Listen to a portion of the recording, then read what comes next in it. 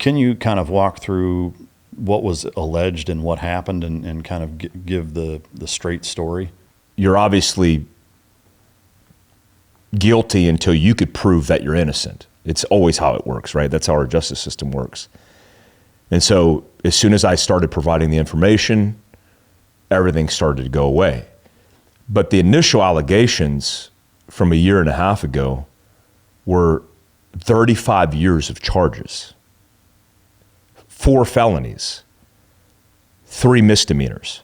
And it was a combination between the police department really amplifying. Look, it's not even debatable. It's not a dispute. I know, because we had guys inside of that department, and we're still seeking potential litigation. But we had guys on the inside of the department that were telling us things that you wouldn't believe. I mean, maybe now people would believe it because there's a lot of corruption going on. So that turns into complete dismissal. More so, there were people supporting me, but a lot of people did jump on the bandwagon. And from the very beginning of me going public, which I had no intention of doing.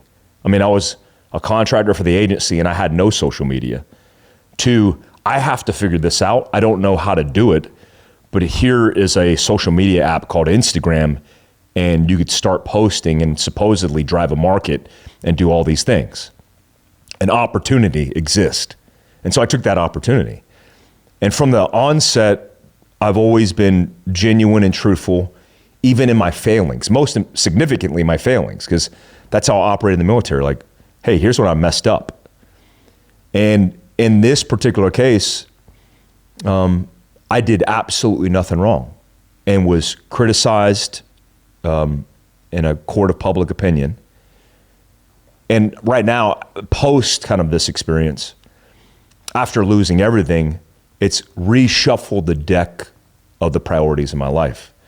I mean, for sure, after tangibly losing a lot, including my business that I founded, all because of an allegation, I realized like it materially could burn down around me. And as long as I have my kids, that's all that matters. And so it's been a come to Jesus moment for sure. That's come full circle. But going from like an allegation and a charge of 30 plus years of charges to nothing after 60 days was the most traumatic experience of my life, because I thought I was going to prison for something I never did. Yeah. According to my lawyers, and now looking at comparisons to all the things that happened, there's an expedited process for some of these things that can happen. And in my case, it did. The district attorney looked at it and was like, what is this chaos? He did his due diligence and it went away. I'm thankful for that. But on the other side of it, it shouldn't have happened in the first place. Do you have any idea or speculation as to why there were so many trumped up charges and such, from what sounds like a witch hunt? Do you know why? The speculation is I was being targeted by the specific officer that did what he did. And when that happened, and we know he said some things to other people around him, which gave us that understanding that this wasn't random. It was targeted. When the State Bureau came in and did an internal investigation right out the gate, they immediately went, what are you doing? And so how does it get to that level? There's also speculation because apparently the odds, 1 in a billion, there's another guy by the name of Mike A. Glover in the system, and they try to deny me bond as soon as this happened. And my lawyers were like, what are you talking about? And then we found that they were confusing me with another Mike A. Glover. So if you have a guy with criminal history, when you do a background check and you're in processing him or trumping up charges, then maybe that's why it happened. Now, what I'm grateful for is you take all that and a police officer might say to you, you could figure out in court, right? Because they were super nice. And I'm like, what? I don't understand what's even happening. When I went to jail and they told me, the corrections officer there, or the jailer there, was like, hey man, what's going on? And he recognized who I was. And I said, I have no idea. Like, I literally have no idea. I'm thankful that the district attorney who looked at the evidence and took a pregnant pause and said, because he could have let it drag out for a year. I could have went to trial. I could have been sitting in that jail cell for a year because they try to deny me bail, which is really common if they think they got to win. I got out after a week. I spent a week in jail. And when it was all said and done, again, 55 days in, I remember every minute of it, they dismissed all charges. Yeah. To play devil's advocate and kind of look at it from not necessarily the specific individual detective or officer's standpoint, because it sounds like there's some malpractice there from the sounds of it, but from kind of a law enforcement perspective, like if you put yourself in their shoes, what do you think the fix is? Because obviously you have a very unique perspective in that you've been through kind of in the worst case scenario when things can go wrong and innocent people are accused and even somewhat prosecuted unfairly. But for the broad spectrum, like how would you mitigate something like that happening in the future? Yeah, so the incident that took place happened at 7 a.m. No drugs, no alcohol, no infidelity. It was a disagreement between two adults. That disagreement, because of my spouse's admitted postpartum, was a very precarious situation. And not understanding what that is, not understanding the complexities of the chemistry of postpartum and the issues associated with it.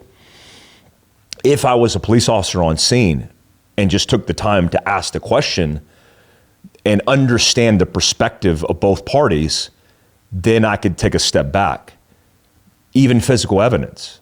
There was zero physical evidence of any contact made, period. Nothing. There was speculation, there was assumptions, but there was no actual physical evidence, period. So it's interesting because the investigators that did basically the checks and balances that came in from the state, they said, all right, let's see what you got. They immediately are like, oh, you screwed up. I don't know if that's because, officers are put in very difficult, precarious situations where they deal with violent people. I haven't even had a speeding ticket. I mean, I can't even remember, 16 years old maybe. Like, I can't remember the last time I've even talked to law enforcement outside of training them. And so criminal history, period, would be something I would look at. But just to think that spontaneously in my 40s, I just combusted and just blew the lid and destroyed my life and my family's life over one moment in time at 7 a.m, not 2 a.m, right? This wasn't a domestic call. That would be my first take as an officer. I know this officer's young. I know he knows he made mistakes, but I also know his supervisor was pushing for this as well. Come to find out, the supervisor that was pushing for it, he himself had a domestic situation where all charges were dropped. And so I think about this a lot because in a lot of states, including Utah, if you get called out on a domestic, someone's going to jail, right? They say that like, hey, somebody's got to go, right? The most dangerous calls in law enforcement are domestic calls. So I get the conundrum. It's like the worst case scenario, potentially, but it's also how you treat like traffic stops. Sure, you could go up to a car and get shot in the face, but are you going to treat every single person you pull over for a traffic violation like they're a violent offender hell-bent on killing you? No. And so there has to be a balance. I don't know what that balance is. I'm not a law enforcement officer. I grew up in a law enforcement family. I've trained law enforcement for a long time. This is outside of my wheelhouse of understanding and investigations. But the way it felt on my end, where I was given no benefit of the doubt. And in fact, when I was questioned by law enforcement, they asked me, at the point in which I knew they were digging to basically stack the information for an investigation against me, because I didn't know what they had information-wise, what I was being talked to about specifically. I just told them the truth of what happened. At the point in which, because I was with a friend of mine who was former law enforcement, just retired, he's basically like, yeah, you need to ask for the lawyer now. And so I'm like, I like my lawyer. They stood me up and put handcuffs on me. And then I went into jail and still didn't know the totality of what was going on. That, it gives me chills to right now, because being in that situation, I mean, I was bunked up with a former an active MS-13 member who had a .380 round lodged in the back of his neck after building rapport with him, so he didn't stab me because he thought I was a bad guy to him. I realized how flawed things can be, how difficult a simple disturbance or domestic argument can turn south. And then compound that with every single case that involves domestic anything, if there's kids on site, you're potentially going to lose your kids. And then it gets real ugly, especially if you're a soft guy. If you're a former special operations guy, for sure, it's not going to benefit you. They're going to use it against you. Yeah.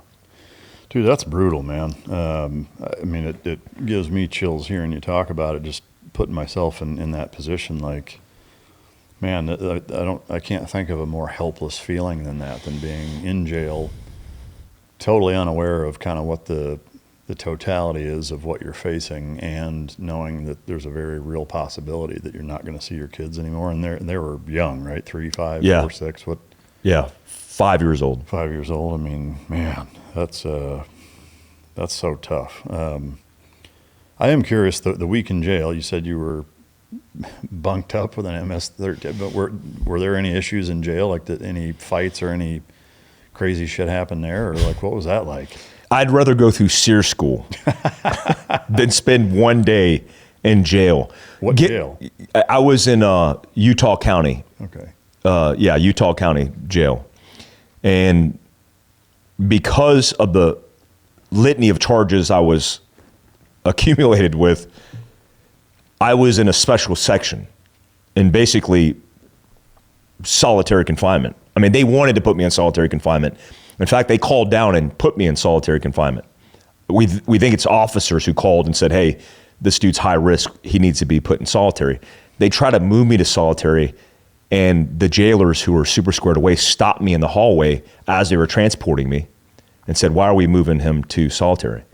And he said, I don't know. I just got a call. He goes, do you want to go to solitary? And I'm like, bro, is that a good thing? I don't even know what you mean by that. Like, yeah. Do you actually mean like a hole in the ground? He's like, no, it's a hole in the ground. And I said, no, I don't particularly want to be in a hole. I mean, are you doing it because you're trying to protect me? Because, like, what's going on? He goes, I don't know why they're moving you. I don't think you need to go to solitary. It's up to you. And I'm like, I don't want to go. And they turned me around. They put me in general pop, and then they pushed me out to the unit. And the unit that I was in was for basically felons. The first guys I interacted with were career criminals.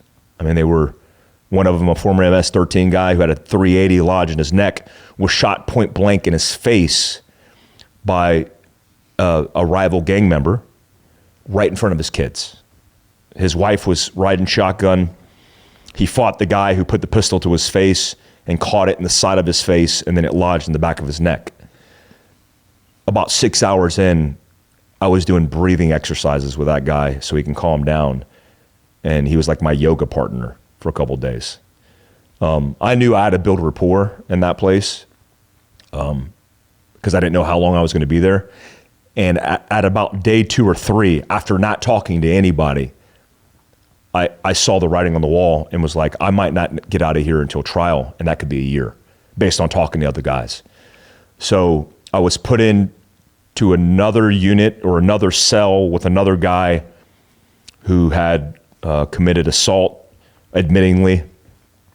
We were locked down in a room that was 15 center blocks long. I counted them all, and about 8 wide, with a double steel bunk, super cold, one wool blanket. The coolest thing was the orange, because I like the orange accents, the orange flippy flops were kind of cool. But that's about it. We were let out of our cell 90 minutes a day and locked up in that cage for the rest of the time. Is that 90 minutes out in like a yard where everybody is loose, or did they put you in like those individual pens? You're let out for 90 minutes in the section. There's no daylight. There's no sun. You basically get out, and like a caged animal, I just started moving because my nervous system was so broken at that point. I would just pace the area, and it basically had a small little foyer where they had chairs and a TV. So most guys just went out and sat outside of their cell and watched TV for 90 minutes before they locked us back up. In that time, you could make a call. You had to wait in line for it, so a 5-minute call. And then, you didn't get the opportunity to go in any yard. I mean, there was no sunlight. I mean, like you see prison and jail portrayed in movies, shows constantly. Do you see a parallel between, like, is it depicted accurately, or is it very different? Like, is there you're getting sized up and you're sizing people up, and there's a presence that you have to carry? Like, are all of those things pretty accurate that you see on TV, or was it different in your experience? No, it was just like TV, if not more dramatic. I mean, I grew up in a law enforcement family where my dad was a military police officer, became a corrections officer, was a detective in a state prison in Florida. So I used to go to the prison with him and, hang out in the MWR area. He's even introduced me to prisoners. The difference between a jail, obviously, is nobody's convicted of a crime. And I found that alarming, because I'm like, so wait a minute. Everybody here hasn't had their day in court. But why does it feel like we're treated more poorly than guys that are convicted? Because all the guys inside, and this is their perspective, was when you're convicted and you go to jail, let's say you go to a prison, the state prison, it's not bad. Because in the morning, your cell opens, you go do your activities, you can even go to college. You could be on a workforce team to go out and pick up trash, work in the kitchen, do whatever you do as your daily routine. But in jail, you get 90 minutes per day out. And if you screw up, you're stuck in solitary. We had guys in a row that were stuck in solitary. And I'm like, wait a minute, nobody's been convicted that's in this area? Nobody. Everybody's waiting on their day in court. And what I found insane is if they thought that you were going to be convicted, they kept you there. Because the idea is, one, they could work a plea deal with you and say, hey, if you don't want to go back, you've spent 6 months in, we'll count it as time served, and you just take the plea deal. So it's all like a game, right? It's all a system, and they're playing the game. There was a guy that I was in there with, I don't even remember his name, but when I saw him, I recognized him as a military guy. I knew he had like the BCs, the birth control glasses, the big ones, and he had a high and tight, and he looked like an infantry guy. And I said, hey man, were you in the infantry? And he said, yep. Yeah, I was in the infantry. I did 10 years. He's like, how can you tell? I'm like, come on. You look like that guy. And I said, what are you in here for? And he said, when he got out of the military, he had severe post-traumatic stress, and he worked through it with his wife. He was going to the VA, doing all the right things.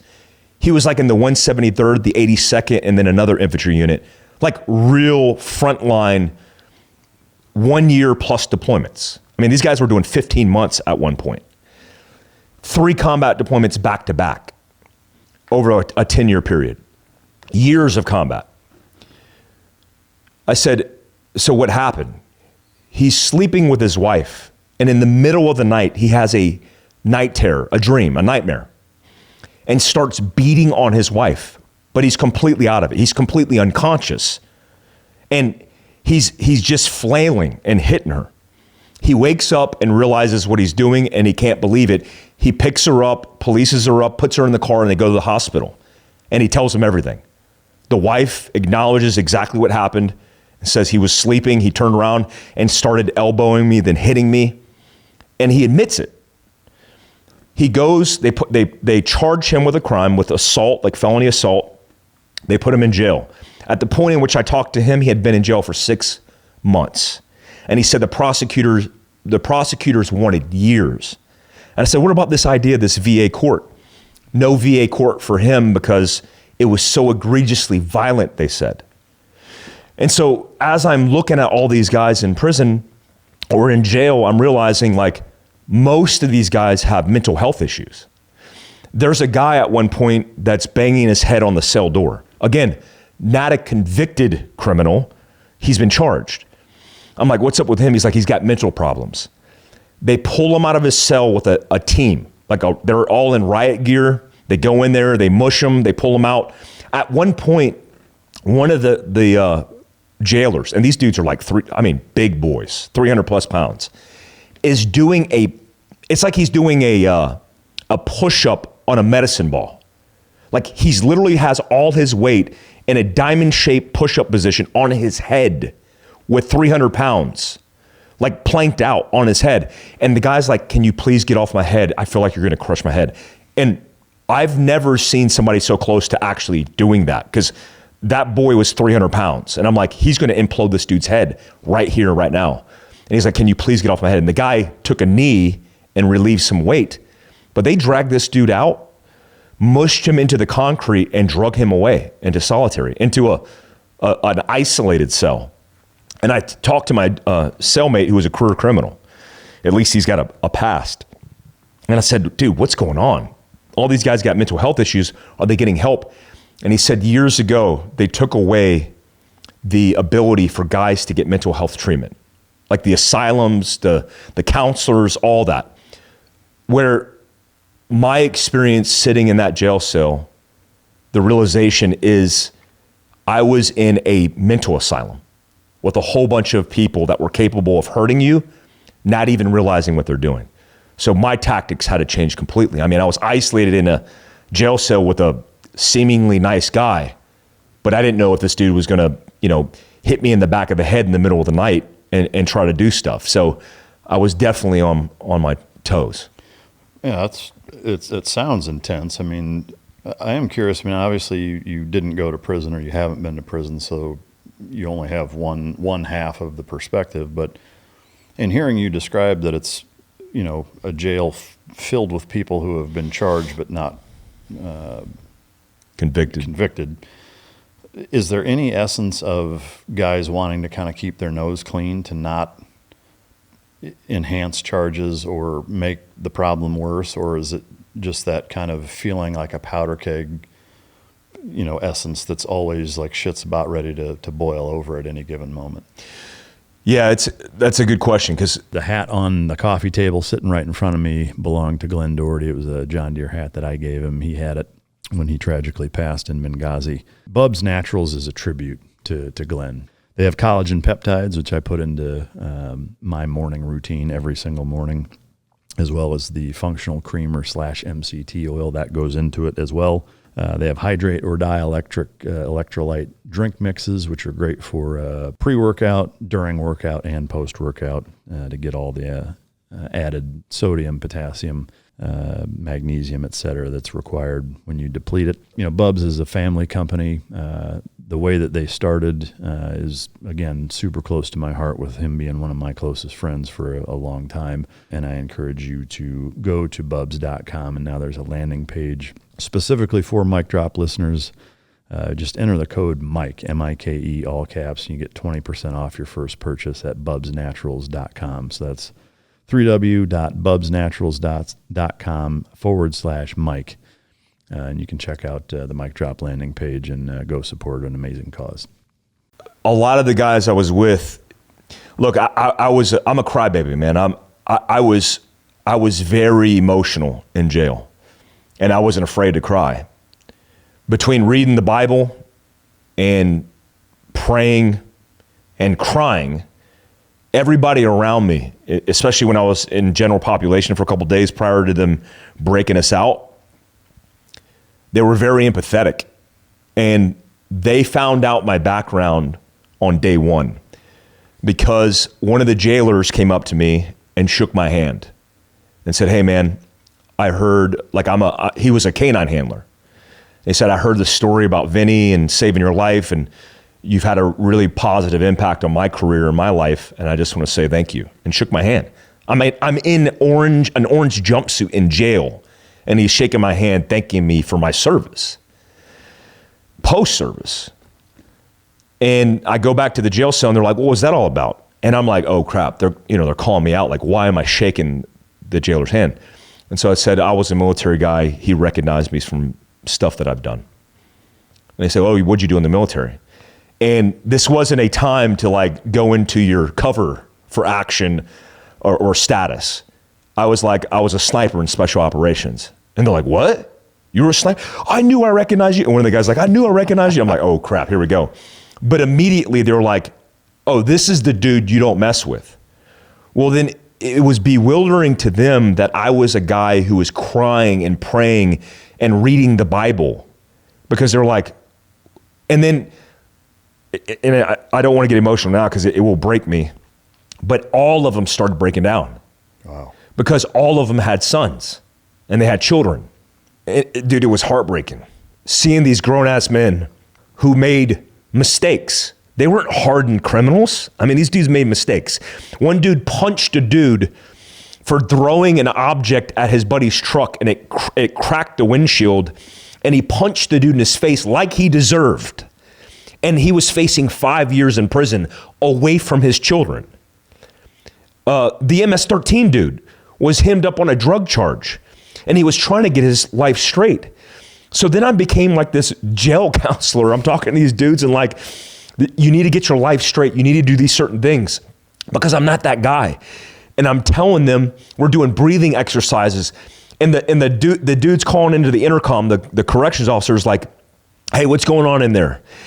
And I'm like, "Everything's cool." I'm working with him to breathe, because they're breaking down so much and getting so angry because they realize that their children are left behind. And up until that point, most of them didn't even think about their kids. The common fabric that kind of brought us all together in general pop and made them like, "Hey, whatever you tell me, I'm going to do, because I don't want to be here. I don't want to spend the rest of my life in jail or the system," was the family. When I started talking about kids and how much I love my family, all of them started breaking down and realizing like, I don't want to be in here either. And I need to turn things around. I obviously don't know if they did. You probably say, I don't know if this has ever been said, but you probably say you make lifelong friends in jail or prison until you get out, right? So I was like, "Yeah, man, we'll keep in contact." And then I bailed, and I'm like, I don't ever want to go back or think about that ever again in my life. So it was gnarly, man. It was crazy.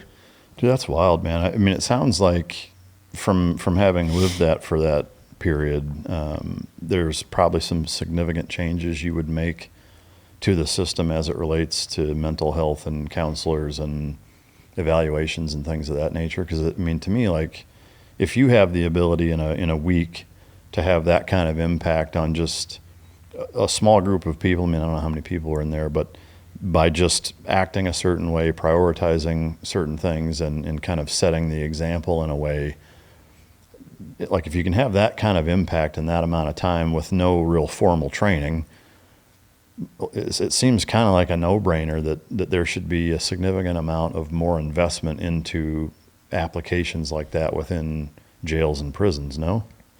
There should be, man. A lot of those guys come from fatherless homes. I mean, that's the start point of the problems. I mean, 90+% of them don't have fathers. You're 20 times more likely as a young man to end up in jail, the system, prison, if you don't have a father in the home.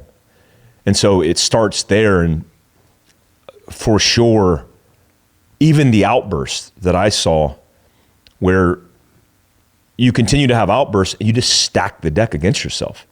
Like you can go in for a misdemeanor and the next thing you know, you're spending the rest of your life in prison because you assaulted somebody in prison because you're trying to defend yourself because your mind's not right. And obviously, like, I've been hard up my entire life on law and order and treating criminals like criminals. But I also know we get it wrong because they got it wrong in my case, admittingly. So if we are taking a person that we want to allegedly rehabilitate and they're doing their time, well, then why are we putting them in a cage? And then why are we locking them down?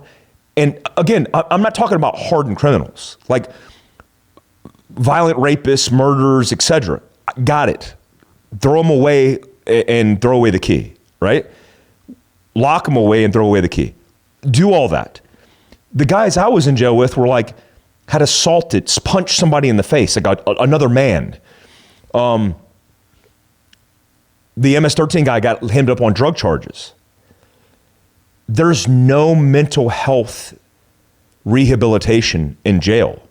Prison, I think there is. There's counselors and everything else. But jail, this purgatory where you've charged them, but you don't know if they're guilty and they might be innocent. Everybody gets treated the same. And the idea, I think, culturally is if we make it so crappy for them, even though they might be there for a year, because I think that's the cap, then they'll never want to come back. And that will show them. But what about the idea of they're innocent until proven guilty? And then what about the idea of like, are we rehabilitating or making them better people, likely to assimilate back into society if we put them in a hole and treat them like trash?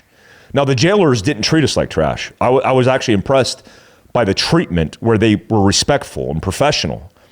The conditions alone was the thing that would make you crazy. And it made me realize, like, no wonder that you're more likely to end up in jail if you go to jail, just like you're likely to be a junkie if you do crack or cocaine.